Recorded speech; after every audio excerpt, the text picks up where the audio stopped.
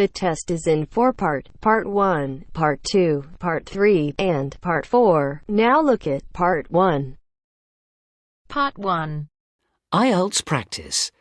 Questions 1 to 6. You will hear a telephone conversation about studying abroad. You should answer the questions as you listen because you will not hear the recording a second time. First, you have some time to look at questions 1 to 6.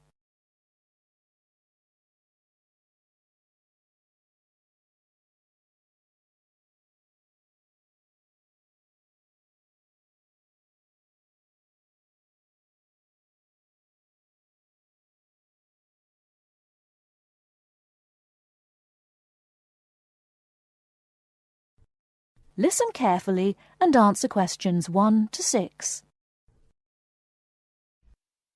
Hello, admissions guidance. How can I help? Hello. I'd like some information about studying at your university. Can you help me? Yes, of course.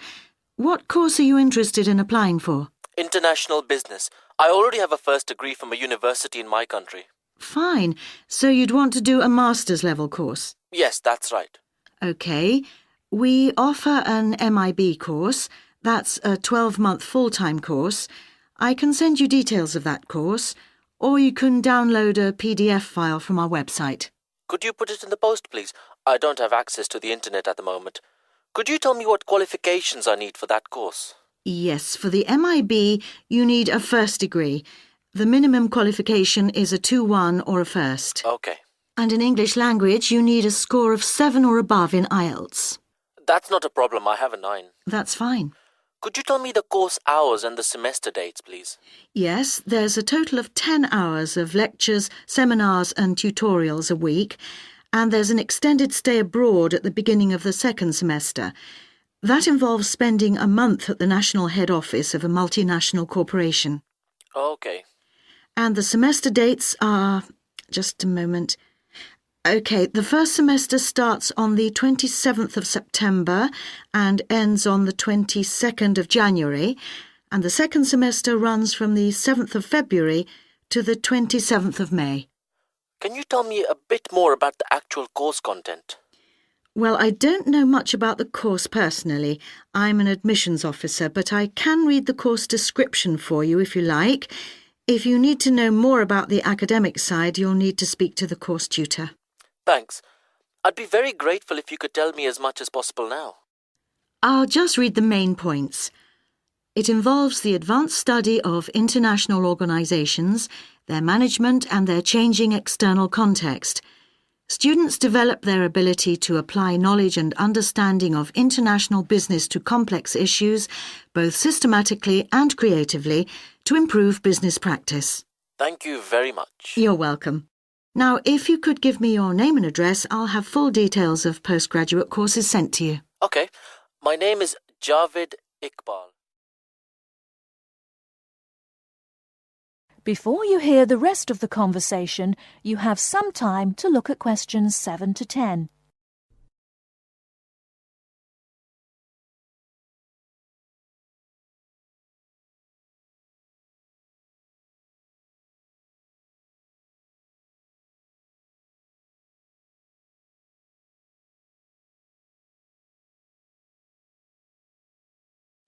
Now listen and answer questions 7 to 10. Okay. My name is Javed Iqbal. That's JAVED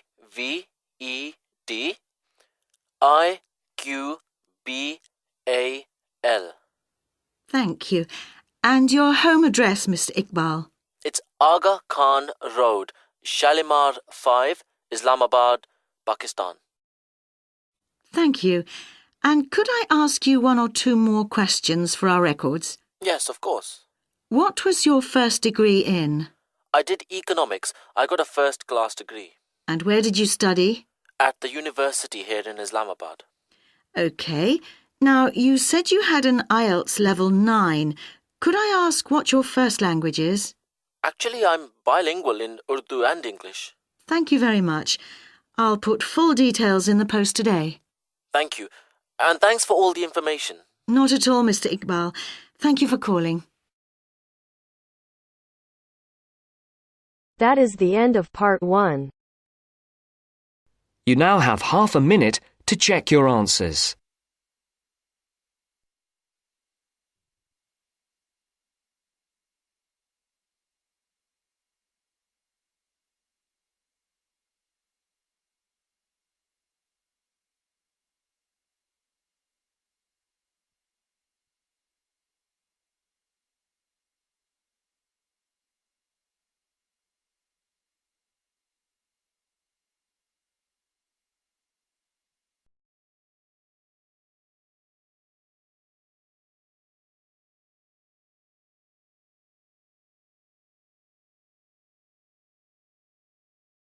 Turns to part 2.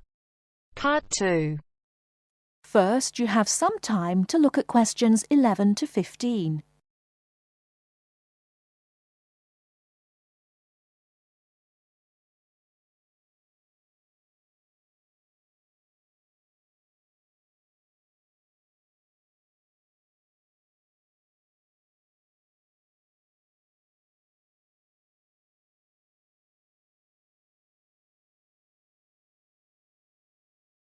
Now, listen carefully and answer questions 11 to 15. The Airbus A380 is a revolution in aircraft technology. Today I have as my guest Mr. James Carr, who worked on the project. Mr. Carr, when did you start working on the Airbus A380? I started working on the A380 project at the beginning of 2003, about a year after the first real construction began, although work on the plane began in 2000. Can you tell us something about the plane? It is the biggest passenger jet in the world, with a capacity of 550 to 600 seats. It is over 24 metres high and has a wingspan of around 80 metres. It has 20 wheels and weighs 421 tonnes without passengers, and has a range of 14,800 kilometres. What exactly did your job involve? Were you working on the fuselage? No, I was working on the wing assembly at Broughton in North Wales. The fuselage and tail fins were made in Germany and Spain, and the final assembly took place in Toulouse, France. My job was to work on the computer-controlled wing panel assembly machines. These wing panels are not just sheets of metal, but have reinforcing stringers, which are long pieces of metal running along their length. The stringers are needed for strength. For the A380, Airbus invested heavily in automated machinery to fit these. The wing panel assembly machines cost around $12 million each, and there are now 6 of them. The machines required control programs to operate them, which told them where to go and what to do. I was responsible for the control programs. How many people were working on the wing assembly? It involved around 1,000 people, but this was a small percentage of the total, and they weren't all working at Broughton. Before the wing assembly took place, the wing had to be designed. This required massive amounts of research. The wing must be strong enough, but the weight must be kept to a minimum for safe takeoff and landing.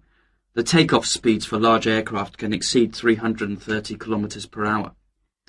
What was the factory at West Broughton like? Very big. The part I worked in was as high as a 6 or 7-story building. On some days, there were clouds inside the main building. There were other buildings, offices and departments inside the main buildings. Workers used bicycles, trucks and vans to get around inside. The building is the size of 6.5 football pitches. How did you test the wing? The wings went through several tests to confirm design and stress predictions. For the new aircraft, we tested one set of wings to destruction to find the strength. In other words, we completely destroyed the wing. We used another set of wings for fatigue testing. Fatigue testing is where we move the wings up and down repeatedly over a long period to check that they perform well and that no cracks appear. There were also test aircraft that pilots flew to check flying performance, fuel economy, loading and safety. How did you feel when the first plane was finished? The A380 is the most significant commercial aerospace project in over 30 years, and so it was good to be involved with something so important. On the 27th of April 2005, we watched as the A380 test aircraft flew for the first time, and there was a real sense of achievement. Did you have any problems during the construction? We didn't attempt a project of this size without expecting some problems. The whole thing was a problem-solving challenge from start to finish. Nothing was predictable. For example, while we were developing the programs, the robots nearly put holes in the wrong place and we had to start again. All these problems cost the company millions of dollars along the way. How much did the whole project cost? I would guess it cost around £8.4 billion or 12.6 billion euros. Thanks for talking to us, Mr. Carr. Not at all.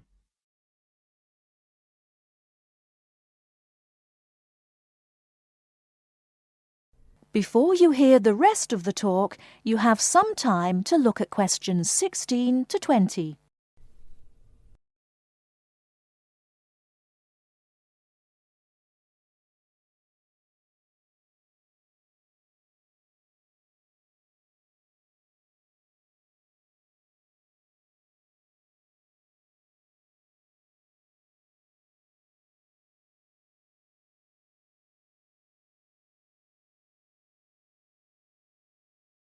Now listen and answer questions 16 to 20.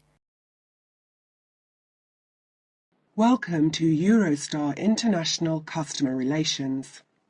For English, please press 1. Thanks. Your call will now be placed in a queue and answered as soon as an agent becomes available.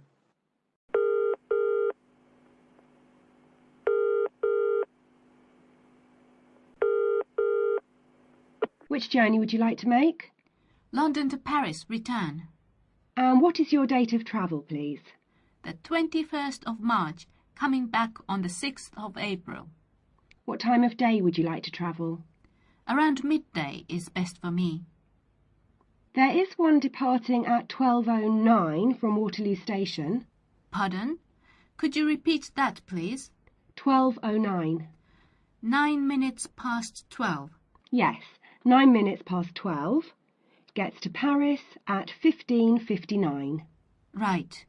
I need to check the times of the trains coming back as well on the 6th of April. The latest I can get back to Waterloo is 9:15 p.m. What's the last one I could catch to get back by 9:15? How about if you arrive at 21:53? Is that okay? I think that would be too late because the last bus is at 9:30. Could you give me the one before that, please? Yes, I'll give you that. 1919 from Paris arrives London at 20:54. Sorry, what time was that from Paris? 1919. 19 minutes past 7. Sorry, I'm getting a bit mixed up. Could you run that by me again? Yes, of course. The train departs from Paris at 1919 and it arrives in London at 20:54. Got that. That will be fine. I'll need 2 tickets. Can we get a discount with our I6 student cards? Yes, of course. If you are under 26, you can get a discount making the price £59 for the round trip. I'm afraid I didn't quite catch that. Could you say it again? £59 for each return ticket, subject to availability. All right. Well, please could you book those now? Yes. How would you like to pay? I'll pay with my Visa card. Could you give me the name on the card and the number, please? The name is M. Kumada, Kumada. The number is 492989357321. Can I repeat that back to you? M. Kumada, 492989357321. That's correct. And what's the expiry date on the card? It's 0707. 0707. Thank you, that's fine. Would you like the tickets to be sent by post, or will you pick them up at the check-in at Waterloo? We'll pick them up at the check-in. Please remember to bring proof of your age with you when you travel. Just one more thing, please. I am from Japan, and my friend is Chinese. Do we need visas to travel in Europe? I'm afraid I don't know. You'll need to contact the embassies of the countries you're going to. All of them? Oh dear. Thank you for your call. Goodbye. Goodbye. That is the end of part 2. You now have half a minute to check your answers.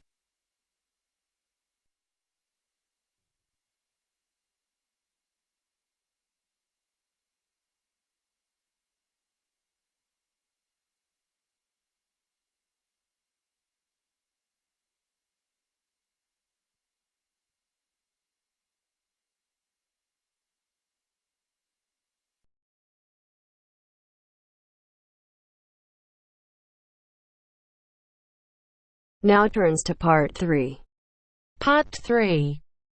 You will hear part of a lecture about studying history. First, look at questions 21 to 23.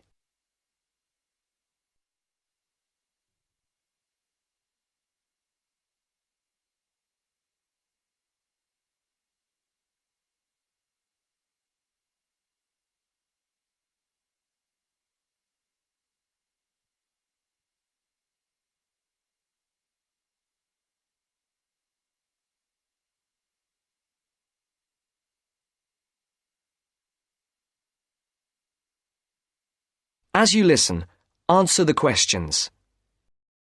Good morning, everybody. I'd like to begin this term's lectures with a discussion of the various sub-disciplines in history. Before I do that, though, can I refer you to the handout you picked up on the way in? It deals with 2 general topics. The first is, why study history? And the second is, what is history? Neither of these questions has an easy answer. In fact, people have been asking these questions for as long as history has been studied. However, as you are mostly new students to this subject, and we have some students of economics with us also, I feel you should have some background to these basic questions. Anyway, it's all in the handout. I might add that, for me personally, the most important reason for studying history is that I find it exciting.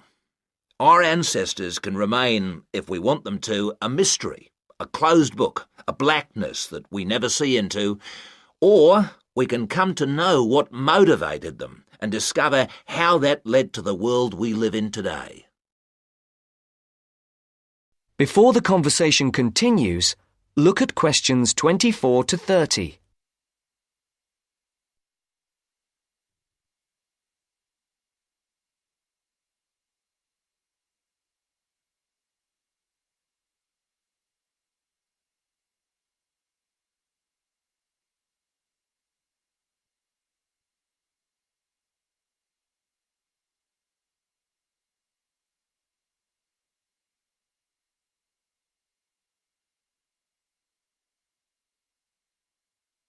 Now listen to the second part of the discussion. You who have chosen to pursue the study of history are very fortunate. This is a time when we can talk not just about history, but histories. Traditionally, history was seen as one subject, and the subject matter was clear. It was about kings and queens and wars. Additionally, it was about states and empires, or groups of states. This is what we now call political history. The subtopics were the parts of the world, for example, the history of China or of France. History has moved on somewhat, and we can learn a lot about current views of history by looking at the proposed lecture topics in our leading universities. In fact, you'll see that even the simplest definition of history, that it is about what happened in the past, is up for grabs. Some of the more, how shall I put it, progressive areas of study are as much about what should happen in the future. One example of this is the field of postmodern history. Likewise, feminist history looks at the past to make sure the future will be different, and it uses the past to assist in its efforts to make the future as it wants it to be. Somewhere in the middle of these 2 extremes lie a range of areas of study which have developed over the modern period, replacing the traditional idea of political history. These are by now mostly well established. You can study social history or economic history. Social history asks about the ordinary people and their lives. not just their daily lives, but their contribution to changes in our society. Ordinary people have desires and wishes which they try to put into effect, and this has a massive effect on social development which was not fully understood in the traditional study of history. By the way, one area of traditional history which I forgot to mention, but which has had a resurgence of interest in recent years, is the area of military history. This was, of course, of great practical use in more violent times, and unfortunately has become of increasing use and interest, academically and practically, in our own times. By the way, there is a new series of lectures on military history in our department, as if to demonstrate the truth of what I've just said. Ethnic and multicultural history are further examples of kinds of history which, like social history, differ from the traditional forms.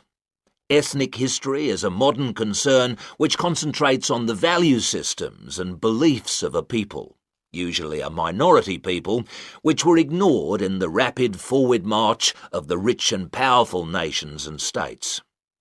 How various ethnic groups live together and how their traditions change and develop is the subject of its contemporary cousin, multicultural history.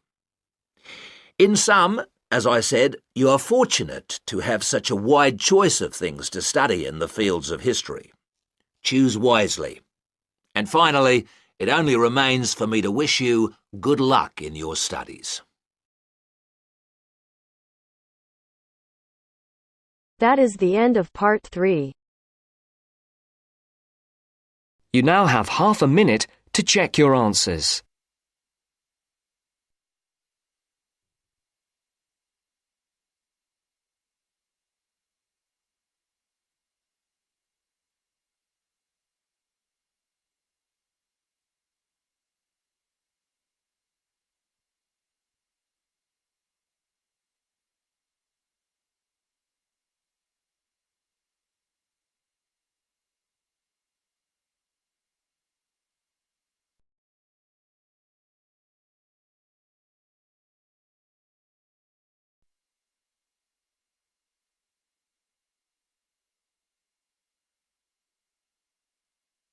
Now turns to part 4. Part 4. For my project, I chose to look at a subject which has interested me for a long time. Why is it that some people are much happier than others? More upbeat and optimistic? First, you have some time to look at questions 31 to 40.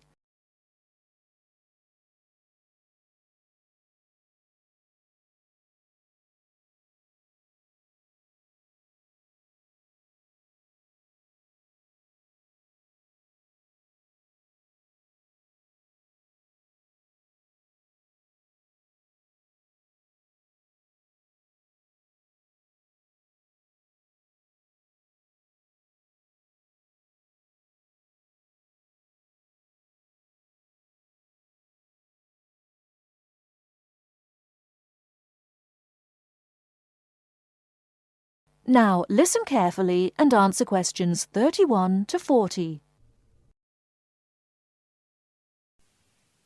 For my project, I chose to look at a subject which has interested me for a long time. Why is it that some people are much happier than others? More upbeat and optimistic? I should say that I regard myself as a very happy person, and so are most of my family, as far as I know. But that wasn't the reason why I chose this project.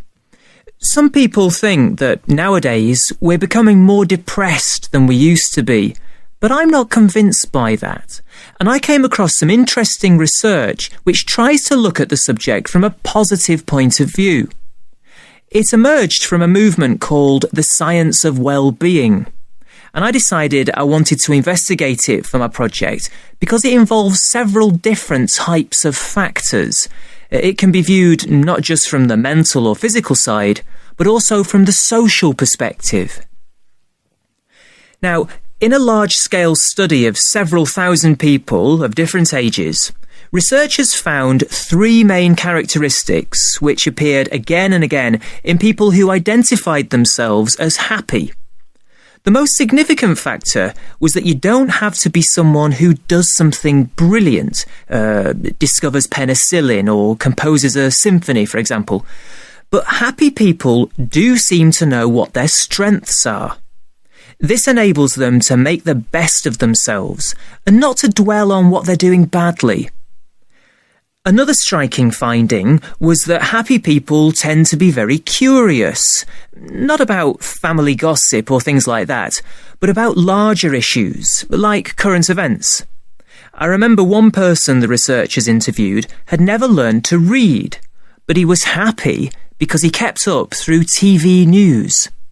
And then, and this surprised me, people don't have to have lots of friends to be happy.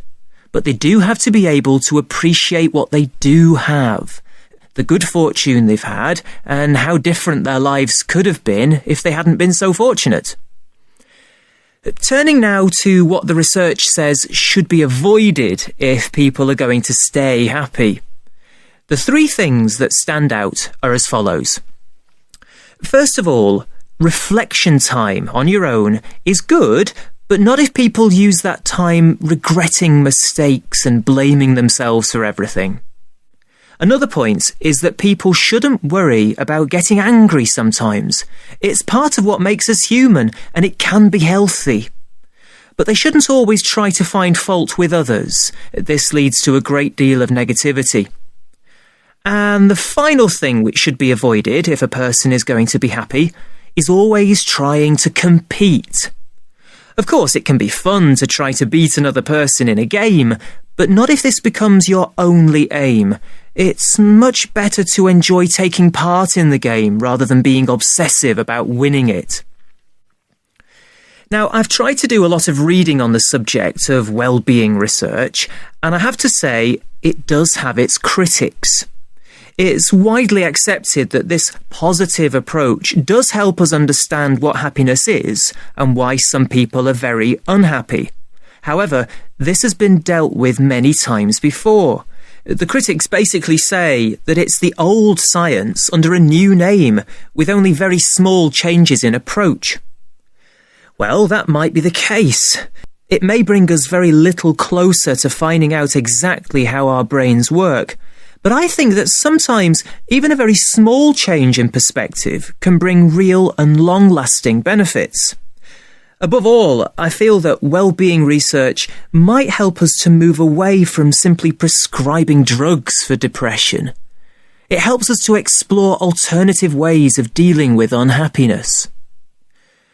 I'd like to finish my short presentation by mentioning one of the people who was interviewed by the research team. Ada Clark is exactly 100 years old and still going strong, still giving piano recitals in her local town.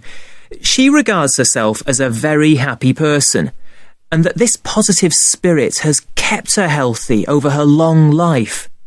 But the reason I'm mentioning her now is because not one of the factors she says makes her happy is on the list I mentioned before. Every human life is unique, and we cannot guarantee what will make each one of us happy. That is the end of part 4. You now have half a minute to check your answers.